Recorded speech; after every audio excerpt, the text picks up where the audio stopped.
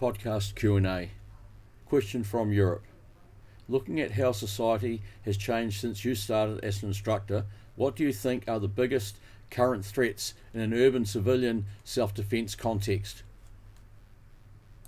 Society certainly has changed in regard to extreme violence. In the 70s and 80s, I worked as a bouncer at some rough pubs and clubs and dealt with violence on a regular basis. While the perps were rough and tough, by majority, the level of violence, means and methods were nothing like that of today.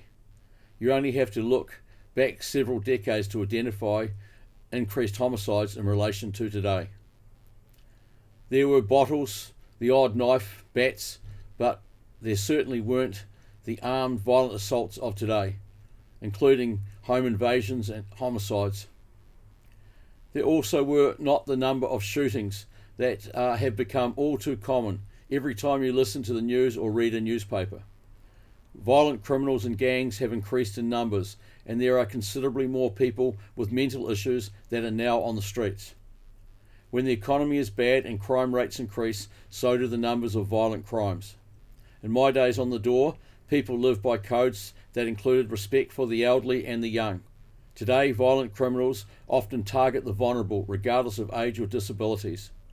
The explosion of drug use has increased violent crime by considerable, and not only drug dealer and user related crime, but also crimes against citizens, as in home invasions, burglaries and robberies. We live in the most violent times where criminals have no respect for law or law enforcement.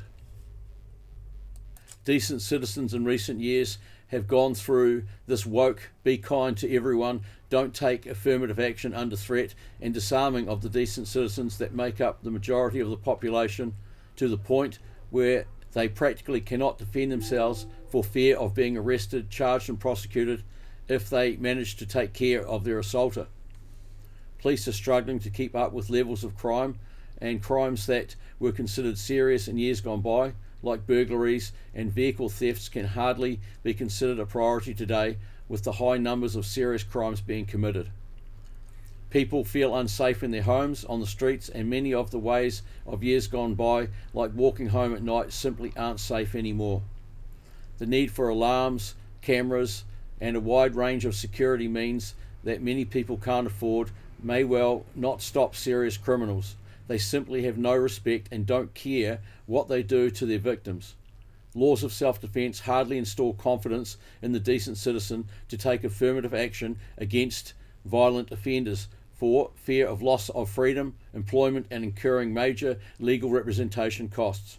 While this is an unfortunate reality and the authorities are doing their best to deal with it, they are armed and equipped, but the law-abiding citizens have been disarmed by laws and often have to fend for themselves, which unfortunately in a lot of instances means giving in to criminal demands and threats. People really need to think carefully and plan where they are going and what they are doing, including taking a look at their security and safety at home, when out and about, and at their workplace. Anti-threat actions need to be given serious consideration, and layers of security and safety measures need to be put in place.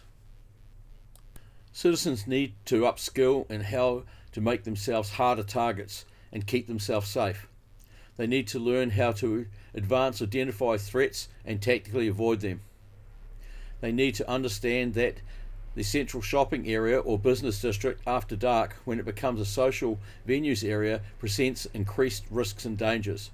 They need to understand that out socially, they must keep their wits about them and remember safety in numbers and the importance of taking taxis and not walking in the dark and high-risk areas, including secluded areas. The days of taking things for granted and thinking the best of everyone are well gone, and personal safety and security must be factored into every movement and all aspects of life where you could be at risk. You not only have to protect yourself, but also your property, and make sure your drinks are not spiked or you are not exposed to drugs. The reality is you cannot trust just anyone, and you can't just do what you want without a care in the world anymore. You need to know how to best protect yourself, always remembering that violent criminals do not play by any rules, and if you have to, use physical skills to protect yourself, you need to make sure that they are fit for purpose and maximize your chances of stopping violent aggressors in their tracks. Anything less will only escalate the threat and increase risks and dangers. We truly live in unpredictable and violent times and are predominantly unarmed or have been disarmed by the laws of the land or social engineering. You can't rely on anyone to come to your aid under assault, as many citizens do not have the capabilities and fear for their own personal safety. Sadly, all too many good Samaritans have ended up seriously injured or have been killed simply because they've done the right thing by coming to the aid of a victim of violent crime. Similarly, through the rising crime levels and levels of resourcing, you can't rely on law enforcement to be available to come to your aid.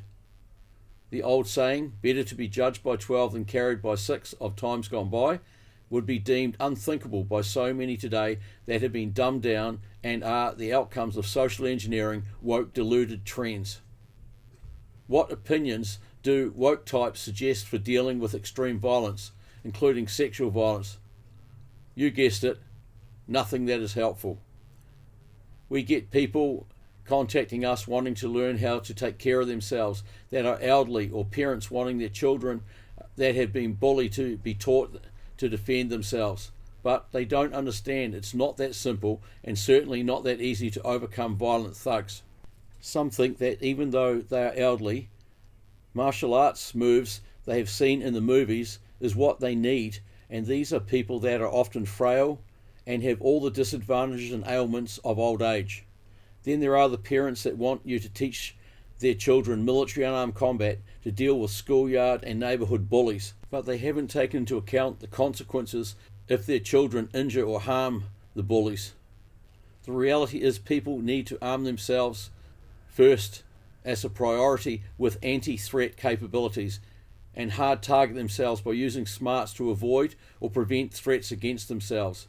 In the words of my former instructor Charles Nelson, a US Marine Corps World War II hand-to-hand combat senior instructor, use your brains to outsmart your foe over getting them rattled. Then when it comes to physical self-defense skills, they need to be sure the skills they learn will enable them to stop a violent assaulter. They need to be able to determine if their health and physical capabilities fit with the self-defense skills to provide means and methods that they would be able to effectively use to stop a violent assaulter. Self-defense instructors need to make sure that what they instruct is fit for purpose. It comes down to them having a duty of care and a responsibility to provide best of proven skills capabilities that give their understudies best chances of safely defeating violent aggressors.